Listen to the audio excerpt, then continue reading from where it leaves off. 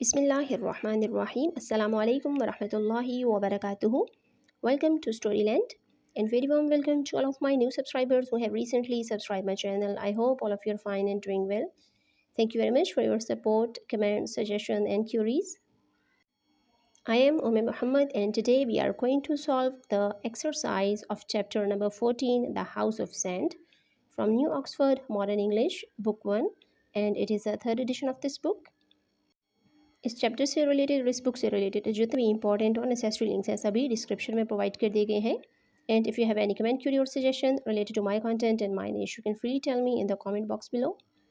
अगर आप मेरे चैनल को फर्स्ट टाइम विजिट कर रहे हैं तो मेक श्योर कर लें कि आपने चैनल को सब्सक्राइब कर लिया है. वीडियो अच्छी लगे तो इसको लाइक भी कर दें. चलिए अपना आज का लेक्चर स्टार्ट करते हैं.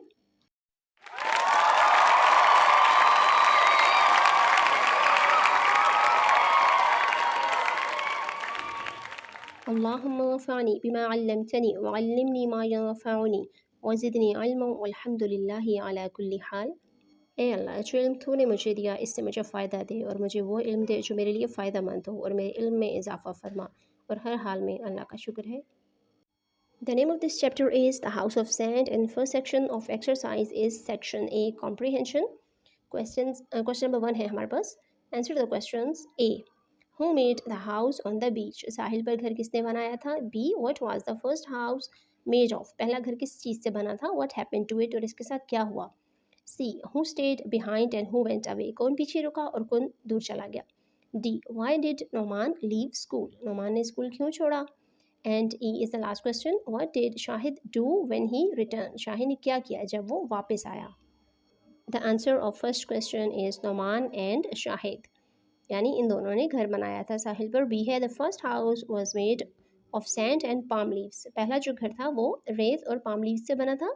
It was washed away by the sea, और समंदर ने इसको धो दिया, यानी इसको पानी बहा कर ले गया था. वॉश वैसे धोने के लिए होता है लेकिन यहाँ पे बहा कर ले जाना. C. Noman stayed, Shahid went away. Noman वहीं उसने क्या किया, वो रुका रहा और शाहिद दूर चला गया. D. He left to work because his family was poor.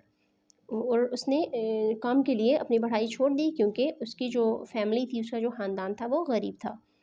E question का आंसर है शाहिद मैच नोमान. शाहिद नोमान से मिला. He and Noman built a house. उसने और नोमान ने मिलकर एक घर बनाया. The next question is question number 2. Complete these sentences in your own words. हमें हाफ सेंटेंसेज गिवन है, या किसी में एक वर्ड है किसी में 2 वर्ड्स हैं. इसको हमने कंप्लीट करना है खुद से वर्ड्स ऐड करके. इसमें एक मीनिंगफुल सेंटेंस बनाना है. ए सेंटेंस है the house on the beach was dash. B the boys dash. C Noman dash. And D one day Shahid dash. इन सब सेंटेंसेस को फिल करते वक्त इनमें सेम वर्ड्स आना ज़रूरी नहीं है. डिफरेंट वर्ड्स भी आप ऐड कर सकते हो और डिफरेंट सेंटेंसेस बना सकते हैं. फर्स्ट सेंटेंस को जब हम कंप्लीट करेंगे तो ये हो जाएगा the house on the beach was built of sand and palm leaves.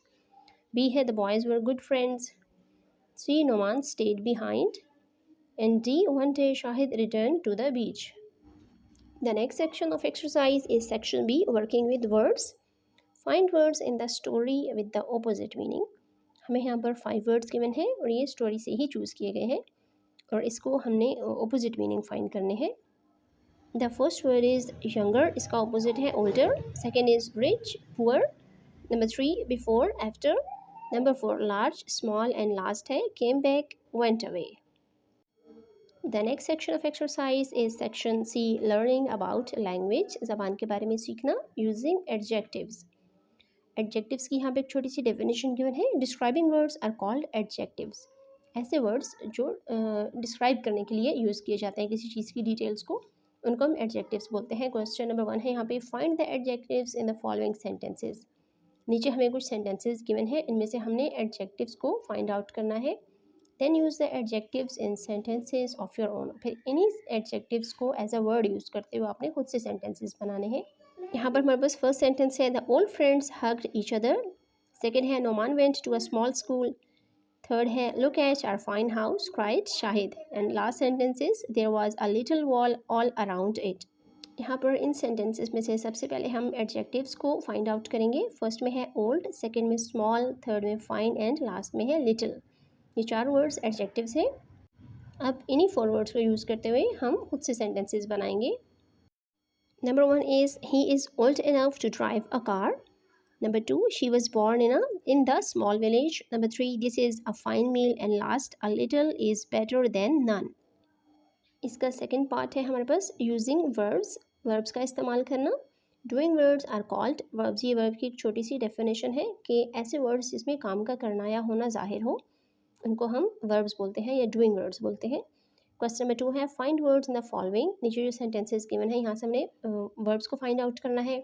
Use them in sentences of your own, और उसको फिर अपने सेंटेंसेस में यूज़ करना है, यानी खुद से सेंटेंसेस बनाने हैं उन वर्ड से related.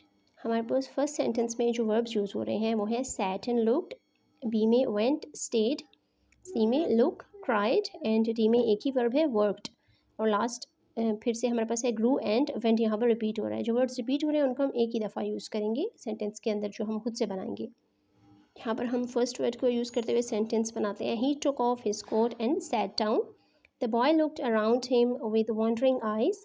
She went to the park yesterday. I stayed at home last night. इसके बाद हमारे पास नेक्स्ट सेंटेंस है let me have a look at the picture. She cried out in pain. All my plans worked out. The wind grew stronger. The next section of exercise is section D, listening and speaking. सुनना और बोलना. Read the words aloud. इन words को ऊंची आवाज़ में पढ़ें. Then identify the objects below. इसके बाद नीचे जो कुछ पिक्चर्स गए हैं, इन पिक्चर्स में जो ऑब्जेक्ट्स हमें दिए गए हैं उनको हमने आइडेंटिफाई करना है, पहचान करनी है, यानी उनका नाम बताना है. And write them down in the right list. और जिस लिस्ट से वो बिलोंग कर रहे हैं उसमें उसका नाम ऐड कर देना है. फर्स्ट लिस्ट हमारे पास डबल बी की, सेकंड है double T, third double L and fourth column जो है हमारे पास डबल एन का है. फर्स्ट वर्ड है हमारे पास rabbit, second rubbish and third bubble. इन तीनों वर्ड्स में डबल बी यूज़ हो रहा है. इसी तरह सेकंड कॉलम में देखें तो riddle, bedding and hidden. Third column में sell, fell and tall. And last column में हमारे पास विनर, थिनर एंड डिनर. यहाँ पे 4 ब्लैंक्स गिवन है. इसमें हम नीचे जो पिक्चर्स हैं इनके नाम फिल कर लेंगे. पिक्चर्स में हमारे पास है ribbon, ball, ladder and runner. तो रिबन को हम सबसे पहले कॉलम में ऐड करेंगे, बॉल को थर्ड कॉलम में, लैडर को सेकंड में और रनर को फोर्थ कॉलम में ऐड कर देंगे. The next section of exercise is section E and it is the last section of this exercise. It is activity. What will you do when you grow up? जब आप बड़े हो जाएंगे तो आप क्या करेंगे? How will you earn money? और आप पैसे कैसे कमाएंगे? Talk about this in class. अपनी क्लास में इसके बारे में बात करें. When you grow up, जब आप बड़े हो जाएंगे. Will you remember your friends? क्या आप अपने दोस्तों को याद रखेंगे? 4 पॉइंट्स में गिवन है. Take turns while talking. बात करते वक्त अपनी बारी का इंतज़ार करें, यानी झगड़ा नहीं करना आपने. Express your self clearly. और अपनी बात को बहुत वजाहत से बयान करें. थर्ड है मेंटेन आई कॉन्टैक्ट. अपने आई कॉन्टैक्ट बहुत अच्छा रखना है अपने फ्रेंड्स के साथ, जो लोग आपके सामने बैठे सुन रहे हैं उनके साथ. And last point is you should be friendly. और आपका जो लहजा है वो फ्रेंडली होना चाहिए, डिक्टेटिंग नहीं होना चाहिए. इन सभी गिवन पॉइंट्स को फॉलो करते हुए आपने अपनी क्लास में एक छोटी सी प्रेजेंटेशन पेश करनी है. I want to become an entrepreneur to earn money to fulfill my needs, but I would like my future job to be in education sector. I want to start my job as teacher, which is an important job. It is connected to the fate of a nation. Teachers not only teaches, but they build the character and confidence of a child. I will obviously remember my friends. This was the end of this lecture. Hope you like it. Thank you for watching. Subhanakallahumma wa bihamdika nashhadu an la ilaha illa anta nastaghfiruka wa natubu ilayk. Assalamu alaikum wa rahmatullahi wa barakatuhu.